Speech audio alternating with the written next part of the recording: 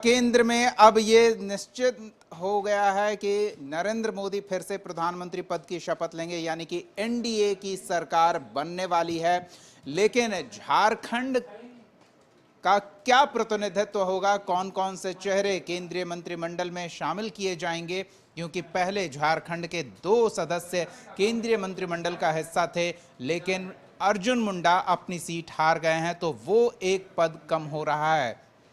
झारखंड में चुनाव भी नजदीक है।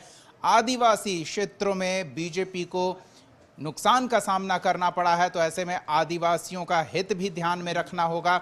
हम सीधे रांची का रुख करते हैं। सहयोगी संदीप हमारे साथ जुड़ रहे हैं और विधानसभा चुनाव के मद्देनजर अब केंद्र में झारखंड का क्या प्रतिनिधित्व होगा, किस तरह की भूमिका होगी, ये महत्वपूर्ण हो गया है। चर्चा इस पर हो रही है। संदीप, क्या बातें सामने आ रही है? यदि लोकसभा चुनाव के परिणाम की बात की जाए तो झारखंड में 14 जो लोकसभा सीट थे वहां पे बीजेपी ने 9 सीट पर ही आजसू से मिलकर कह सकते हैं 9 सीटों पर पदस्थापित हुए हैं उनके जो सांसद है।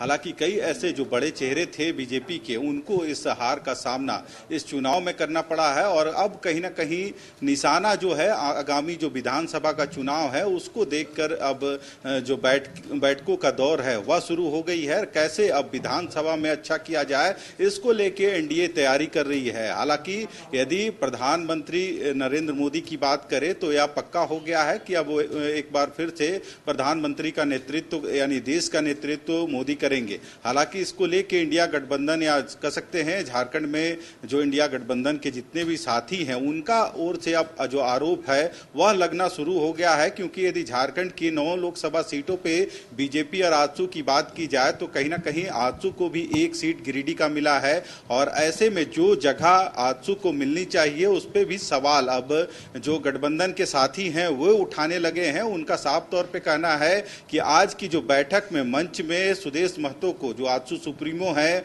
उनको जगह नहीं मिली है या कहीं ना कहीं राज्य का अपमान है। और ऐसे में अब आगे देखना होगा कि जब उनको मंच पे जगह नहीं मिली है तो आने वाले दिनों में जो मंत्रिमंडल का जो विस्तार होगा उसमें उनको जगह मिलती है या नहीं।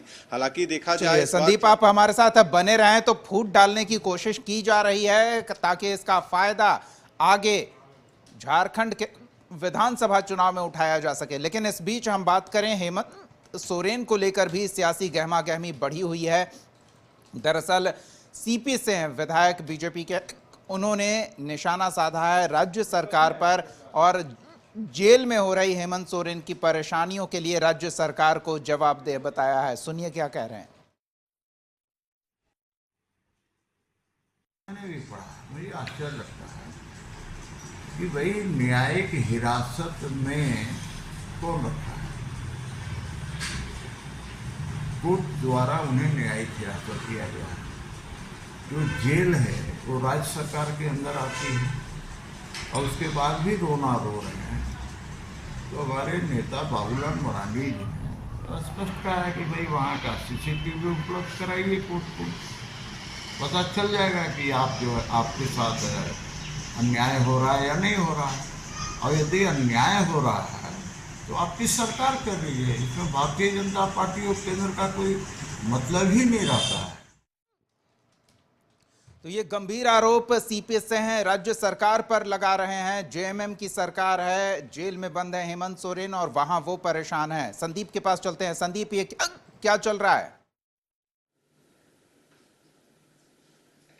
जो ट्वीट में सामने आया है और उस पे जो आरोप लगे हैं उसमें पलटवार अब बीजेपी भी करती हुई नजर आ रही है। जो बीजेपी के रांची के जो विधायक हैं सीपी सिंह ने सीधे तौर पर सरकार पर ही आरोप लगाया है कि यदि जेल में तकलीफ या जो कह सकते हैं परेशानी यदि हेमंत सोरेन को हो रही है तो राज्य में तो उनकी ही सरकार है और चंपई सोरेन इसकी अगुवाई कर रहे हैं राज्य में, तो फिर ये तो उनके पाले का मामला है। और उन्होंने सीधे तौर पर राज्य सरकार पर निशाना ताना साधा है या फिर राज्य सरकार पर पूरा मामला को फेंकते हुए नजर आए हैं। हालांकि इसके बाद से भी जो सियासत है झारखंड में एक बार फिर से देखने को मिल रही है। वहीं अब जो केंद्र में नए मंत्रिमंडल का जो विस्तार होगा उसको लेके भी सियासत तेज हो गई है। हालांकि अब जो जेएमएम के जो नेता हैं वो भी इस सरकार के पर आरोप लगाना शुरू कर दिए हैं। हालांकि उन्होंने इस एनडीए की जो बैठक हुई है आज और एक बार फिर से प्रधानमंत्री नरेंद्र मोदी